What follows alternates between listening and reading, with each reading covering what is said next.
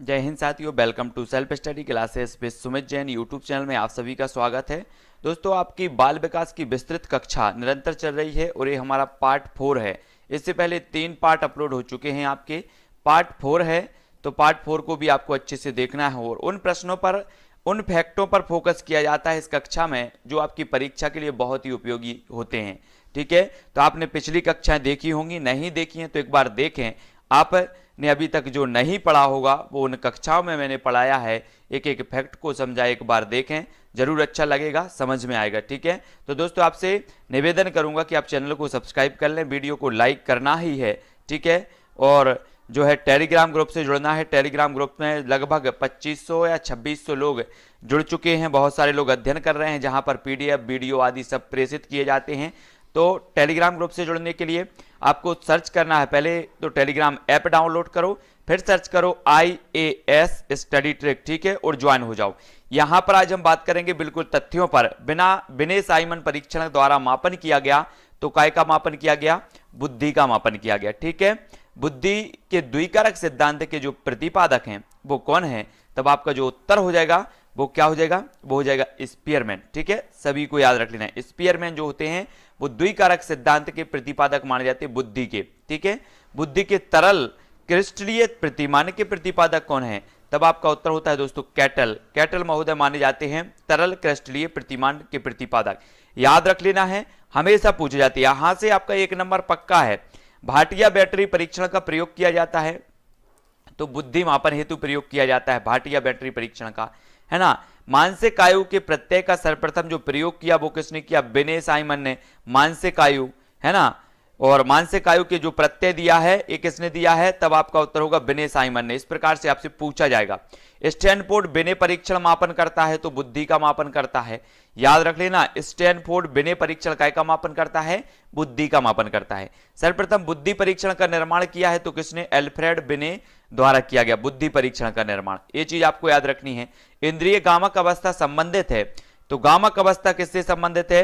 अनुकरण, स्मृति और मानसिक निरूपण से ये संबंधित होती है। तो आपको याद रख लेना, मोस्ट इंपॉर्टेंट है। इंद्रिय गामक अवस्था संबंधित है, अनुकरण, स्मृति और मानसिक निरूपण से संबंधित है। प्याजे मुख्य रूप से माने जाते हैं, तो प्याजे को सभी जानते हैं। संज्ञानात्मक विकास का इन्होंने सिद्धांत दिया है और इन्होंने विकास की 4 अवस्थाएं बताई हैं इस अपने सिद्धांत में। तो प्याजे जी को आपको अच्छे से पढ़ना है संज्ञानात्मक विकास के लिए। बच्चा अमूर्त संकल्पनाओं के विषय में तार्किक चिंतन करना आरंभ करता है औपचारिक संक्रियात्मक अवस्था में। ठीक है, ये किसने दी है औपचारिक संक्रियात्मक अवस्था? ये प्याजे साहब ने दी है, और इसमें अमूर्त संकल्पनाओं के विषय में तार्किक चिंतन प्रारंभ करता है। ये चीज आपको याद रखनी है। ठीक है, नेक्स्ट, बच्चों के बौद्धिक विकास, मानसिक विकास की 4 विशिष्ट अवस्थाओं की पहचान की है, तो एक ही है प्याजे साहब ने। इस प्रकार के क्वेश्चन प्याजे साहब से पूछे जाते हैं। निम्न में से बताइए कौन सी प्याजे साहब ने विकास की अवस्था नहीं मानी है, या निम्न में से बताइए प्याजे साहब ने विकास की अवस्था मानी है। तब आपको ये प्याजे की 4 अवस्थाएं विकास की पता होनी चाहिए, उनका समय पता होनी चाहिए। मानसिक परिपक्वता की ऊंचाइयों को छूने के लिए प्रयत्न रहना संबंधित है, तो ये किशोरावस्था से, है ना। अगला है बहुबुद्धि सिद्धांत के प्रतिपादक कौन माने जाते हैं? तो हार्वर्ड गार्डनर महोदय माने जाते हैं बहुबुद्धि सिद्धांत के प्रतिपादक। याद रख लेना है आपको। बुद्धि का एकल घटक या एकल अव्यय जो सिद्धांत दिया है वो अल्फ्रेड विनय साहब ने दिया है। बुद्धि का एकल घटक, एकल अव्यय सिद्धांत।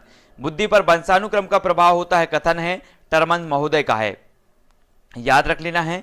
जड़ बुद्धि बालक का आयु कुबुद्धि लब्धि होता है, तो 71 से 80 के बीच होता है। ठीक है, जड़ बुद्धि बालक का जो IQ होता है वो 71 से 80 के बीच। पूर्व संक्रियात्मक अवस्था की आयु समूह क्या है? तो 2 से 7 वर्ष है। ये जो संक्रियात्मक है, पूर्व संक्रियात्मक, औपचारिक संक्रियात्मक, इनकी आपको बहुत अच्छे से याद करना है। 2 से 7 वर्ष होती है पूर्व संक्रियात्मक, 11 से 15 वर्ष होती है औपचारिक संक्रियात्मक। तो इनको आपको बहुत अच्छे से पढ़ना है। मानसिक विकास को प्रभावित करने वाला जो कारक है तो वंशानुक्रम, वातावरण और सामाजिक स्थिति। अगर यहीं पर अगर बात आती है कि मानसिक विकास को सर्वाधिक प्रभावित करने वाला कारक कौन सा है, तब आपका जो है उत्तर कुछ और होता, यानी कि वातावरण सर्वाधिक जो है प्रभावित करता है आपका मानसिक विकास हो, जो भी विकास हो, है ना। अब देखते हैं बौद्धिक विकास के बारे में। बुद्धि की कुछ अर्थ एवं परिभाषाएं हैं, वो देख लेंगे। बोरिंग के अनुसार बुद्धि वही है जो बुद्धि परीक्षण मापता है। ठीक है, एक किसने कहा? बोरिंग ने कहा है। बकिंघम के अनुसार बुद्धि सीखने की योग्यता है, बकिंघम कह रहे हैं।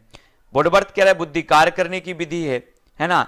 टर्मन के अनुसार बुद्धि अमूर्त विचारों के बारे में सोचने की योग्यता है, आपको याद रखना है। बिने के अनुसार बुद्धि इन 4 शब्दों में निहित है, ज्ञान, आविष्कार, निर्देश एवं आलोचना। ये किसने कहा है? बिने महोदय ने कहा है, ठीक है। बुद्धि के 4 तत्व इन्होंने बताए हैं कि इन 4 शब्दों में निहित है, ज्ञान में, आविष्कार, निर्देश और आलोचना में। रायवर्न के अनुसार बुद्धि वह शक्ति है जो हमको समस्याओं का समाधान करने, उद्देश्यों को प्राप्त करने की क्षमता देती है। रायवर्न महोदय बोल रहे हैं। थार्नडाइक के अनुसार सत्य या तथ्य के दृष्टिकोण से उत्तम प्रतिक्रिया की शक्ति ही बुद्धि है, याद रखना है आपको। स्टर्न के अनुसार बुद्धि एक सामान्य योग्यता है जिसके द्वारा व्यक्ति नई परिस्थितियों में अपने विचारों को जानबूझकर समायोजित करता है। गाल्टन के अनुसार बुद्धि पहचानने तथा सीखने की शक्ति है। ये किसने कहा है? गाल्टन महोदय ने कहा है। बुद्धि के सिद्धांत एवं उसके प्रतिपादक देखो, एक कारक सिद्धांत बिने, टर्मन, स्टर्न ने दिया है। द्विकारक सिद्धांत स्पीयरमैन ने दिया है। बहुकारक सिद्धांत दिया है, थार्नडाइक ने दिया है। समूह कारक सिद्धांत थर्स्टन ने दिया है। बुद्धि संरचना सिद्धांत एक किसने दिया है? जेपी गिलफोर्ड ने दिया है। तरल ठोस बुद्धि सिद्धांत आरबी कैटल ने दिया है और बहुबुद्धि सिद्धांत हार्वर्ड ने दिया। अब यहां पर आपको याद रख लेना है, बहुकारक दिया है थार्नडाइक ने और बहुबुद्धि सिद्धांत दिया हार्वर्ड गार्डनर ने। ये चीज आप याद रखेंगे। पदानुक्रमिक सिद्धांत फिलिप बर्नन ने, है ना, और त्रितंत्र सिद्धांत स्टेनबर्ग ने। तो ये आपके सिद्धांत जो हमेशा परीक्षाओं में एक सिद्धांत पूछा ही जाता है, तो इनको आपको बहुत अच्छे से याद रख लेना, ठीक है। अब हम बुद्धि लब्धि के बारे में पढ़ेंगे कि कौन सी बुद्धि आपसे पूछा जाता है। एक प्रश्न यहां से हमेशा बनता है बुद्धि लब्धि के बारे में। आपसे पूछा जाएगा एक बालक की बुद्धि लब्धि 140 से अधिक है, तब वो किसके अंतर्गत आएगा? प्रतिभाशाली, प्रखर बुद्धि, तीव्र बुद्धि, ये आपके विकल्प होंगे। तब आपका उत्तर होगा प्रतिभाशाली, है ना, प्रतिभाशाली इसका सही हो जाएगा। तो ये चीज आपको याद रखनी है। 121 से 39 तक प्रखर बुद्धि, 111 से 120 तीव्र बुद्धि, 91 से 110 से सामान्य बुद्धि, याद रख लेना। 81 से 90 मंद बुद्धि, 71 से 80 अल्प बुद्धि, क्षीण बुद्धि, और 71 से कम ये जड़ बुद्धि या निश्चित क्षीण बुद्धि होती है। तब आपको ये जो है बुद्धि के आपको आयु, ये जो बुद्धि है, बुद्धि लब्धि है, वो आपको याद रख लेनी है। एक क्वेश्चन यहां से भी आपका बनता है। तो परफेक्ट रहें और अपने आप को जो है सुरक्षित रखें। इस प्रकार से पूरा का पूरा अध्ययन एक एक फैक्टों पर आपको करना है, ठीक है। इस प्रकार से सारे का सारा यहां पर दिया है ना, कि ये सामान्य बुद्धि है और सामान्य बुद्धि में इस प्रकार से मंद बुद्धि जाएगा और ये तीव्र बुद्धि हो जाएगी यहां पर, और ये बुद्धि लब्धि चक्र वक्र दिया है, तो ये सभी को देख लेना है। कुछ प्रमुख बुद्धि परीक्षणों के नाम देखो, तो व्यक्तिक शाब्दिक बुद्धि परीक्षण एक किसने दिया? बिने साइमन बुद्धि परीक्षण, स्टैनफोर्ड बिने बुद्धि परीक्षण। ये जो होते हैं वो व्यक्तिक शाब्दिक बुद्धि परीक्षण है, ये दोनों, ठीक है। व्यक्तिक शाब्दिक अशाब्दिक बुद्धि परीक्षण ये दिए पोर्टियास भूल भुलैया परीक्षण और बेचलर वैल्यूब टेस्ट ने, इन्होंने व्यक्तिक अशाब्दिक बुद्धि परीक्षण है ये दोनों, ठीक है। सामूहिक शाब्दिक बुद्धि परीक्षण आर्मी अल्फा टेस्ट और सेना सामान्य वर्गीकरण टेस्ट, है ना। सामूहिक अशाब्दिक बुद्धि परीक्षण तो आर्मी बीटा टेस्ट और शिकागो अशाब्दिक टेस्ट, ठीक है। निम्न में से बताइए कौन सा सामूहिक अशाब्दिक बुद्धि परीक्षण है। तब आपको बताना होगा कि आर्मी बीटा टेस्ट जो है इस सामूहिक अशाब्दिक बुद्धि परीक्षण होता है। आप सभी को बहुत अच्छे से वीडियो को पढ़ना है, इसके पहले के 3 पार्ट जरूर देखें और ये पूरा का पूरा आपका विस्तृत रूप से जो है आपका करवाया जा रहा है, तो जरूर पूरे वीडियो देखें। पूरी प्लेलिस्ट आपको बनी है, टेलीग्राम ग्रुप से अवश्य जुड़ें। भारत में बुद्धि परीक्षण का इतिहास वर्ष 1912 में C.H. राइस ने बिने साइमन बुद्धि परीक्षण का भारतीय अनुकूलन किया, जिसका नाम हिंदुस्तानी बिने परीक्षण रखा गया, ठीक है, 1912 में, याद रख लेना। और वर्ष 1927 में डॉक्टर जे मनरो ने हिंदी, उर्दू एवं अंग्रेजी भाषा में शाब्दिक समूह बुद्धि परीक्षण का निर्माण किया। वर्ष 1954 में मनोविज्ञानशाला इलाहाबाद उत्तर प्रदेश द्वारा सामूहिक बुद्धि परीक्षण का निर्माण किया गया, ये चीज याद रखनी है। और पंजाब विश्वविद्यालय के प्रोफेसर डॉक्टर एस जलोटा ने सामूहिक मानसिक योग्यता परीक्षण का निर्माण किया, ये चीज भी आपको दोस्तों हमें पढ़ना है। संवेगों की विशेषताएं, आपने संवेग पढ़े होंगे, संवेगों की क्या विशेषताएं होती हैं उसके बारे में बहुत अच्छे से जानेंगे। यहां से देखते हैं संवेगों की विभिन्न अवस्थाओं में संवेगात्मक विकास। आप संवेग पढ़ते होंगे, संवेग आपको पता होगा, लेकिन संवेग का अर्थ परिभाषा आज हम जानेंगे। संवेग व्यक्ति की उत्तेजित दशा है, क्या है? ये वुडवर्थ ने कहा है कि संवेग जो है व्यक्ति की उत्तेजित दशा है, याद करना है आपको, है ना। किसी भी प्रकार के आवेश आने, भड़क उठने, उत्तेजित हो जाने की अवस्था को क्या कहते हैं? संवेग। ये किसने कहा? जर्सील्ड महोदय ने, ठीक है। हाँ, अब संवेग के बारे में देखेंगे, है ना। अंग्रेजी में से इमोशन कहा जाता है, ठीक है, ई धन मोशन, तो अंदर से, और मोशन मतलब गति, है ना। तो शाब्दिक अर्थ क्या हो जाएगा, आंतरिक भावों को बाहर की ओर गति देना। आंतरिक भावों को बाहर की ओर गति देना क्या कहलाता है, संवेग कहलाता है। याद रख लेना, मोस्ट इंपॉर्टेंट है, ठीक है। तो यहां पर जो इमोशन से बना है क्या, संवेग, और ई मतलब होता है अंदर से और मोशन मतलब होता है गति, ये चीज आपको समझनी है। अब यहां पर हम इसकी विशेषताएं जानेंगे, बहुत ही महत्वपूर्ण है, इसलिए बहुत अच्छे से पढ़ना है, ठीक है।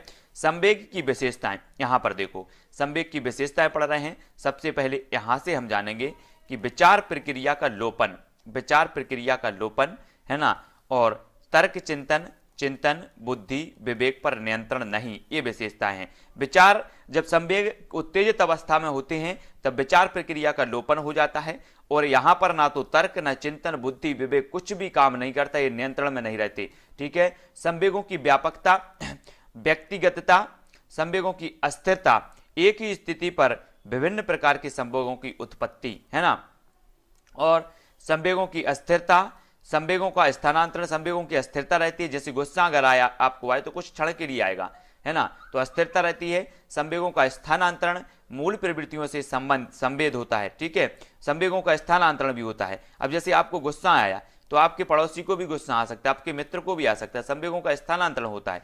मूल प्रवृत्तियों से संबंध होता है, जो आपकी मूल प्रवृत्तियां होती हैं, जन्मजात प्रवृत्तियां, उनसे संबंध होता है। संवेगों की क्रियात्मक प्रवृत्ति होती है ना, सुख दुख का भाव होता है संवेग, है ना। शारीरिक परिवर्तन, आंतरिक शारीरिक परिवर्तन होते, जल्दी जल्दी सांस लेना, रक्तचाप बढ़ जाना, पाचन क्रिया प्रभावित होना, धड़कन बढ़ जाना आदि, ये जो है क्या है, इससे शारीरिक प्रक्रियाएं जो है परिवर्तन हो जाती हैं संवेग से।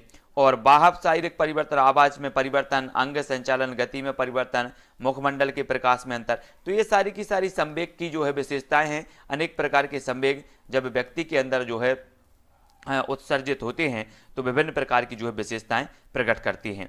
तब हम संवेग की विशेषताओं के बारे में देखेंगे अच्छे से, कि संवेग विश्व भर के सभी प्राणियों में पाए जाते हैं, ठीक है, सभी को पता है। संवेगों के उत्पन्न होने पर अस्थायी शारीरिक दैहिक परिवर्तन होता है ना। सांवेगिक दशा में व्यक्ति की विचार प्रक्रिया शिथिल या फिर विलुप्त हो जाती है ना। विचार प्रक्रिया, संवेग की अभिव्यक्ति व्यक्तिगत होती है, संवेग की प्रकृति अस्थायी होती है, संवेग कभी कभी अन्य परिस्थितियों में स्थानांतरित भी होती है। संवेगों की उत्पत्ति मूल प्रवृत्तियों से होती है, संवेगों का संबंध क्रियात्मक व्यवहारात्मक प्रवृत्तियों से होता है। तो ये संवेग की कुछ विशेषताएं थी जिनके बारे में हमने अच्छे से जाना। संवेगों के प्रकार देख लेते हैं अब। संवेगों के डेकार्टे के अनुसार देखो, डेकार्टे के अनुसार संवेगों के प्रकार देखो, एक तो प्रशंसा है ना, प्रशंसा, शोक, हर्ष, प्यार, घृणा, इच्छा, ये संवेगों के प्रकार हैं, ये संवेग है ना। प्रेम भी संवेग है, घृणा भी संवेग है, इच्छा भी संवेग है, हर्ष भी संवेग है, शोक भी संवेग है और प्रशंसा भी संवेग है। तो ये संवेग कहलाएंगे। आपको याद रख लेना, संवेगों के प्रकार हैं, है ना। स्पेनोजा के अनुसार देखो, इच्छा, शोक और हर्ष ये संवेगों के प्रकार हैं। जॉर्जन्स के अनुसार ये देखो, भय, लज्जा, क्रोध, इच्छा, शोक, खुशी, ये संवेगों के प्रकार होते हैं, संवेग होते हैं। सहसावस्था में देख लेते हैं, सहसावस्था में पहले यहाँ देख लो, और भी कुछ महत्वपूर्ण जो संवेग हैं उनके बारे में देखो। जेम्स के अनुसार संवेग देख लो, जेम्स के अनुसार देखो स्थूल संवेग और सूक्ष्म संवेग, इन्होंने दो प्रकार से बांटा है संवेगों को। स्थूल संवेग देखो, दुख, भय, क्रोध, प्रेम, ये स्थूल संवेग हैं, है ना। अगर आपसे पूछा जाए कि जेम्स के अनुसार निम्न में से बताइए कौन सा स्थूल संवेग है, तब आपको पता होनी चाहिए दुख, भय, क्रोध और प्रेम ये स्थूल संवेग हैं। और सूक्ष्म संवेग नैतिकता, बौद्धिकता और सौंदर्य भाव ये सूक्ष्म संवेग कहलाएंगे, इसको देख लेना है ना। मैकडूगल के अनुसार संवेगों के प्रकार बताना है, तो मैकडूगल ने 14 मूल प्रवृत्तियों के आधार पर 14 प्रकार के संवेग बताए हैं। एक चीज तो ये आती है कि मूल प्रवृत्तियां किसने दी हैं, तब आपका उत्तर होता है मैकडूगल ने। कितनी दी हैं, तो 14 दी हैं। अब जब 14 मूल प्रवृत्तियां दी हैं तो 14 ही इन्होंने संवेग दिए हैं, ठीक है, बताए हैं, जिसमें प्रत्येक मूल प्रवृत्ति से संबंधित एक संवेग है। इनको निम्न तालिका द्वारा स्पष्ट किया जाता है। देखो, मूल प्रवृत्तियां, पलायन संवेग होगा क्या, भय, ठीक है। युत्सा या लड़ना, तब आपका संवेग होगा क्रोध।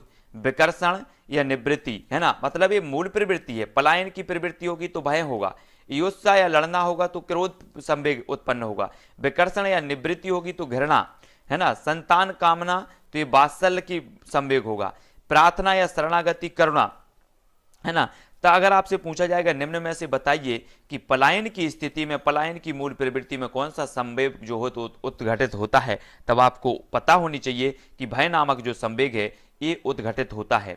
युत्सा के मूल प्रवृत्ति में भय क्रोध होता है ना। संतान कामना में वात्सल्य होता है। प्रार्थना शरणार्थी में करुणा होती है। काम प्रवृत्ति से में कामुकता संवेग होता है। उत्सुकता या जिज्ञासा में आश्चर्य का संवेग होता है ना। वितीतता या दैन्य तो आत्महीनता होती है। आत्मगौरव में आत्म अभिमान का संवेग होता है। सामूहिकता में एकाकीपन, भोजन तलाश में भूख का संवेग होता है, और संग्रहण में अधिकार होता है ना। रचना धर्मिता का कृतिभाव, और हास या हंसना में आमोद। तब आपसे यहां से जितनी प्रकार की मूल प्रवृत्तियां निम्न से पूछा जाएगा आपसे एक क्वेश्चन, निम्न में से बताइए मैकडूगल के अनुसार कौन सी मूल प्रवृत्ति नहीं है। तब आपको ये मूल प्रवृत्ति जो है आपको पता होनी चाहिए। पलायन, युत्सा, विकर्षण, संतान, प्रार्थना, काम प्रवृत्ति, है ना, उत्सुकता, व्यतीतता, आत्मगौरव, सामूहिकता, भोजन तलाश, संग्रहण, रचना धर्मिता, हास या हंसना, ये जो मूल प्रवृत्तियां हैं आपको याद होनी चाहिए। यहां से एक क्वेश्चन आपसे पूछा जा सकता है, ठीक है। और ये यहाँ पर संवेग बताए हैं तो इनको भी आप याद कर सकते हो, ठीक है। आगे की प्रक्रिया और देखते हैं। संवेगात्मक विकास विभिन्न अवस्थाओं में, सहसावस्था में संवेगात्मक विकास देख लेते हैं। जन्म के समय जो है कि 1 माह में कौन कौन से होते हैं, देखो 1 माह में उत्तेजना, पीड़ा और आनंद, ये संवेग होते हैं। आपसे पूछा जाएगा कि जन्म के समय जो है कौन सा संवेग होता है, तो उत्तेजना होती है। आपको याद, एक बालक के जन्म के समय उसमें कौन सा संवेग उत्पन्न होता है, निम्न में से आपको पता होनी चाहिए, तो उत्तेजना होती है। 1 माह में उत्तेजना, पीड़ा और आनंद इसमें संवेग आ जाते हैं। 3 माह में उत्तेजना, पीड़ा, आनंद और क्रोध भी आ जाता है। याद रख लेना, बहुत ही महत्वपूर्ण है ये चीज, आपको कहीं मिलेगी भी नहीं, और इतने अच्छे से आपको विस्तृत रूप से जो चीज दी गई है वो आपको कहीं मिलने वाली नहीं है। 3 माह में आपने देख लिया। 6 माह में देखो उत्तेजना, पीड़ा, आनंद, क्रोध, घृणा, ये हो जाती हैं, तो याद रख लेना है। और 6 माह की हो गई तो ये आ जाते हैं। 12 माह में उत्तेजना, पीड़ा, आनंद, क्रोध, घृणा, भय, स्नेह और उल्लास, ये कि पूरे के पूरे संवेग आ जाते हैं। 18 माह में उत्तेजना, पीड़ा, आनंद, क्रोध, घृणा, भय, स्नेह, उल्लास और ईर्ष्या, ये संवेग आ जाते हैं। 24 माह में उत्तेजना, पीड़ा, आनंद, क्रोध, घृणा, भय, स्नेह, उल्लास, ईर्ष्या, खुशी और मतलब प्रसन्नता, ये सारे के सारे संवेग हैं। यहां से क्वेश्चन पूछा जाएगा, निम्न में से बताइए एक बालक के अंदर 6 माह में कौन सा संवेग नहीं आता। तब आपको उत्तर होना चाहिए, यहां पर उल्लास दिया होगा तो उल्लास आपको टिक करना है। तो अलग अलग जो माह हैं वो आपको याद रख लेना है कि 1 माह में कौन सा संवेग आता है, 2 में कौन सा, 3 में कौन सा, 6 में कौन सा।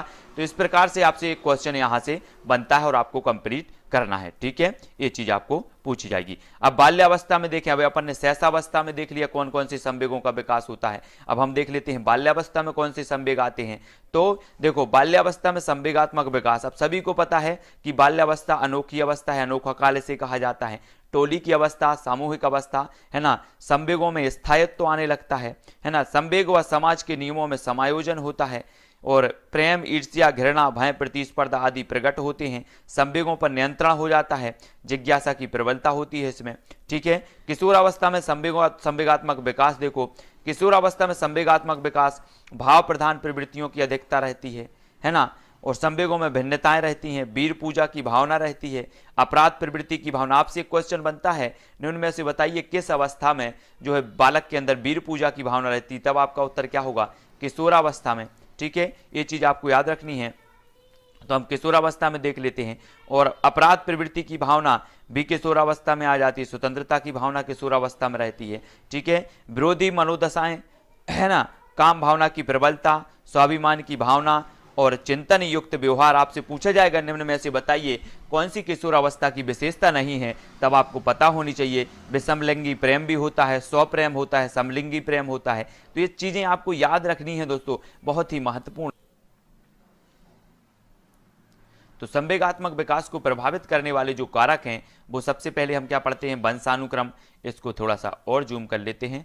देखो इस प्रकार से संवेगात्मक विकास को प्रभावित करने वाले कारक, वंशानुक्रम करता है, वातावरण करता है, स्वास्थ्य, थकान, मानसिक योग्यता, है ना। परिवार का वातावरण, अभिभावकों का दृष्टिकोण, सामाजिक आर्थिक स्थिति, सामाजिक स्थिति और विद्यालय, ये सभी के जब ये जो फैक्ट हैं वो काय को संवेगात्मक विकास को प्रभावित करते हैं। तब आपको याद रख लेना है। और कुछ परीक्षा उपयोगी महत्वपूर्ण तथ्य और देख लेते हैं। संवेगात्मक विकास को प्रभावित करने वाले कारक हैं तो शारीरिक स्वास्थ्य, मानसिक योग्यता, थकान आदि ये सभी हैं। मैकडूगल ने संवेगों के प्रकार बताए हैं तो 14 प्रकार बताए हैं, संवेगों के भी बताए हैं और मूल प्रवृत्तियों के भी बताए हैं। ये चीज आपको याद रखनी है, ठीक है।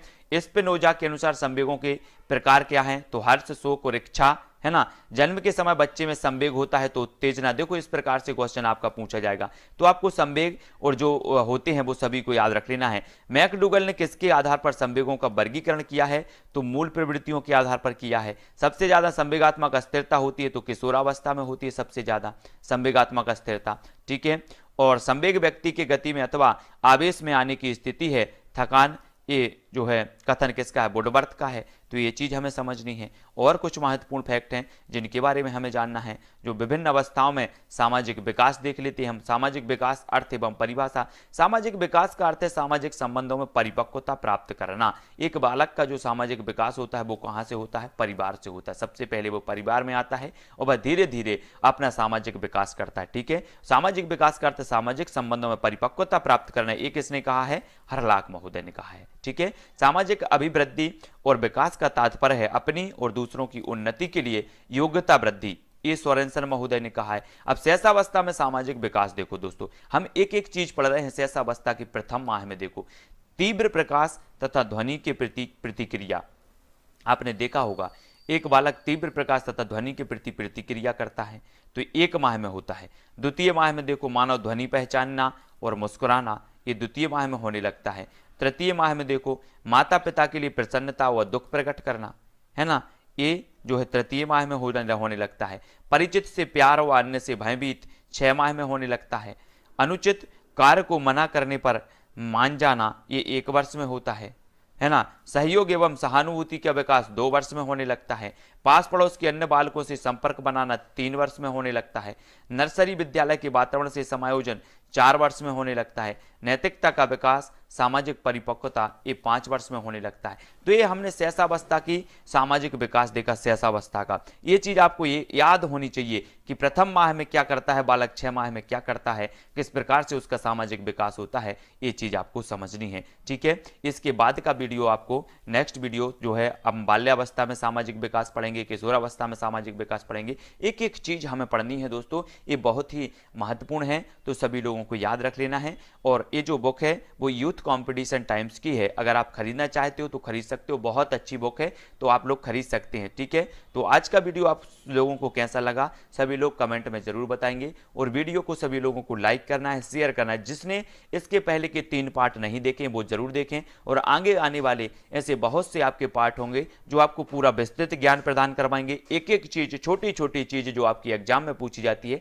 वो आपकी होनी चाहिए और वो भी क्रमबद्ध करवाएंगे, ठीक है। जब आप क्रमबद्ध ज्ञान प्राप्त करते हैं तो आपको ज्यादा समय तक याद रहता है और वो आप तक कभी नहीं भूल सकते, ठीक है। तो आज का वीडियो कैसा लगा कमेंट में जरूर बताएं। और टेलीग्राम ग्रुप से अवश्य जुड़ें। टेलीग्राम ग्रुप से जुड़ने के लिए दोस्तों आपको सर्च करना है IAS स्टडी ट्रिक और ज्वाइन हो जाना है, ठीक है। आज के लिए बस इतना ही। जय हिंद।